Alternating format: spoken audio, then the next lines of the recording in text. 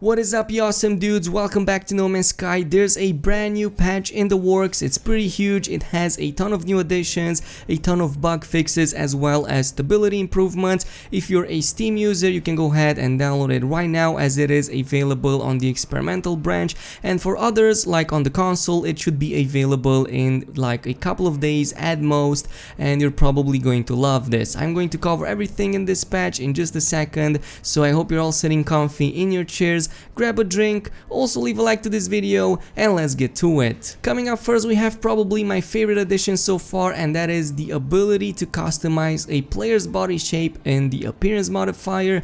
This was showcased a few days ago by Hello Games in one of their blog posts, and it's pretty extensive. You can literally make your character to look exactly as you want. You can make it tall, you can make it short, fat or slim. It's pretty extensive, and I always love seeing more customization options added in this game. Moving on, we have another huge one, and that is enable quick menu key bindings for PC players. This means that you will be able to access literally any feature in your quick menu if you key bind it, so you don't have to enter the menu and then activate it. You can just press it with a button and it will be there. For example, if you want to have a quick access to, let's say, your screenshot tool, you can just bind it to any of the keys from 0 to 9 on your keyboard and it will be available over there. It's pretty awesome. Unfortunately, there's one downside to it. You cannot literally bind it to any key out there. You can only put it on your numbers tab, so that is pretty much it. But moving on, we have fixed an issue that could prevent other player bases from downloading while exploring.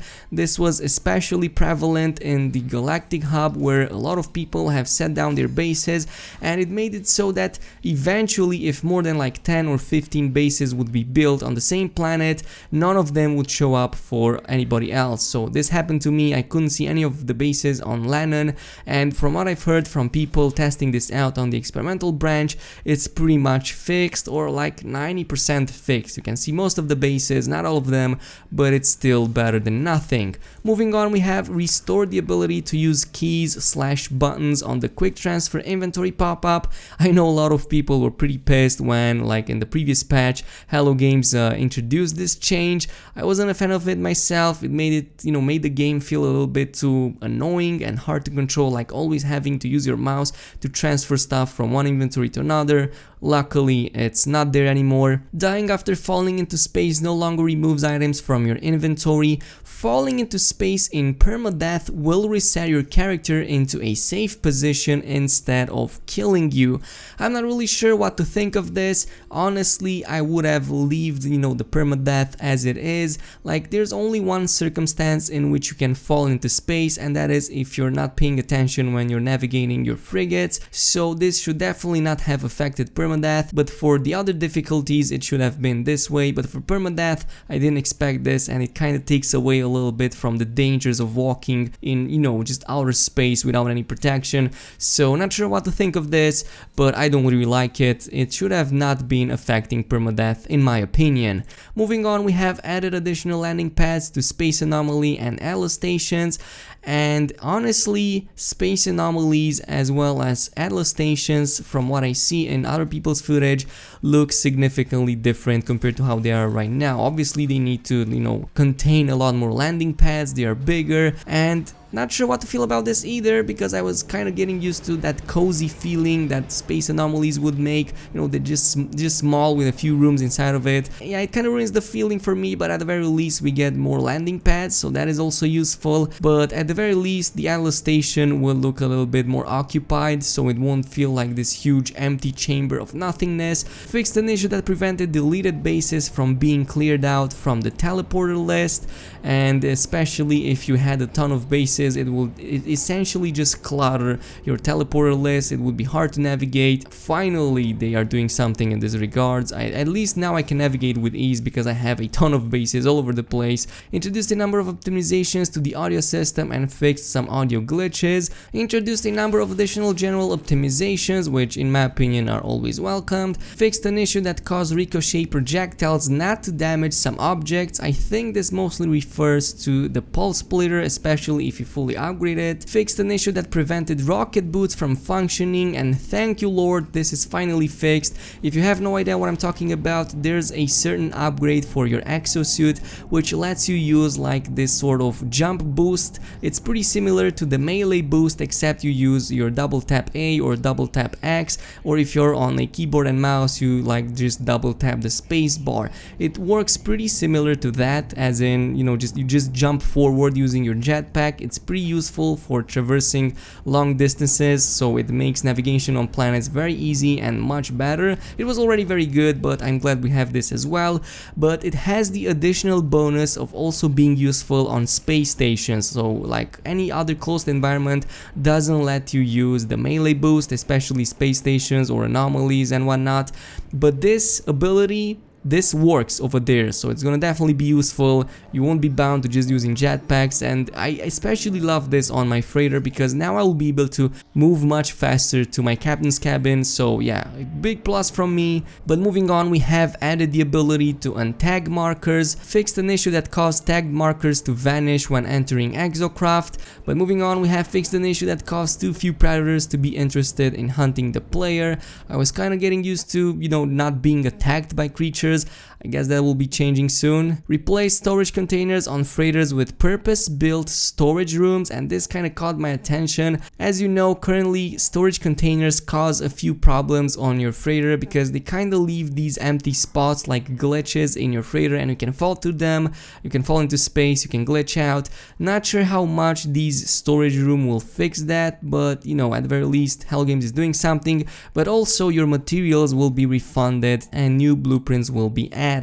Added text chat functionality to orb multiplayer on PC. Finally, I was wondering why this option is missing when, you know, having only orb NPCs. So for example, if you're like in a lobby of more than 5 players, you will be able to communicate with all of them, and this is awesome. Added a new attack behavior to the biological horrors. We also had a sneak peek of this a few days ago, and now biological horrors will like spit some green acid stuff onto you. Not sure how OP this is, like if anybody can confirm in the comment section how strong or weak this is, because it kind of seems a little bit OP, especially since biological horrors tend to like group up in big numbers around you. So what happens if all of them decide to spit on you at the same time? Like, it kind of feels nasty and wrong at the same time. So will they damage you completely and kill you from afar? Is it really that bad? Like, if somebody can confirm me in the comment section below, I would appreciate the hell out of you because I didn't have the time to test this one out. Fixed a number of issues around Nada and Polo's dialogue on board on the Space Anomaly. Moving on, we have a ton of crash fixes for a lot of stuff like base building, the main menu one, inventory system, the one related to the multiplayer monuments, a lot of miscellaneous crashes, and finally we have added rich presence text for the Steam client. I believe this should make it easier for third-party tools to recognize what you're doing in the game, though I might be wrong, so if anybody can correct me on this, but I'm pretty sure that this will be useful if you're using, for example, a chat app like Discord, and when it shows you which people play which types of games, and it will pretty much show a little bit more information compared to just what we have right now. Fixed an issue that caused discoveries made in a multiplayer session to not immediately sync with other players in that session. Fixed an issue that could cause technology to vanish from being repaired. Fixed an issue that caused the value of repaired ships plus weapons to be too low when trading in. Honestly, I always thought it was the other way around and it was a little bit too high. So like, I always thought that trading in unrepaired ships would be a little bit too expensive, but it seems that I was wrong. So, at least we benefit a little bit more in tradings. Fixed an issue where Pugnium was refined into Big Ball. Replaced some duplicated item icons. Fixed a number of visual glitches with the rain rendering. Fixed an issue that caused timers not to function properly in multiplayer. Fixed an issue that could stop base parts being deleted despite the player not being inside the object. Fixed an issue that could cause creature feeding missions from the mission board to have not appear in the log. Fixed an issue where multiplayer monuments had a missing label. Fixed an issue where ship summoning was missing a sound. Improved the animations of various alien creatures, particularly those with an above average number of legs. Fixed an issue that could cause the multi-tool to rotate out of place in the player's hands. Fixed an issue that prevented players with two-handed multi-tools from melee boosting. fixed an issue where the camera change key and the appearance modifier didn't work on PC, and finally I thought this was an issue only on my part. I haven't seen anyone reporting this, or at the very least I wasn't too attentive, but I always thought I was doing something wrong, and I'm actually glad that I was not. So finally it's fixed for PC crowd, and it's there. Fixed a number of collision issues on board frigates, fixed a collision issue with base doorways, and finally we have allowed Exocraft geobays to be built on top of other structures. So again, a ton of stuff in this update, a lot of new additions. I particularly like the first 5 of them, and especially the one regarding the ability to customize the player body shape. I always welcome new customization options, and I am really a huge fan of the second one as well. Like, the menu key binding is definitely gonna be very useful for the PC crowd. Also, on top of all of this, we have the weekly Quicksilver event, so there's new stuff at the Quicksilver merchant. I know there's some new statues, they look pretty cool, some new decals. Not sure if there are many customization options for the NPC.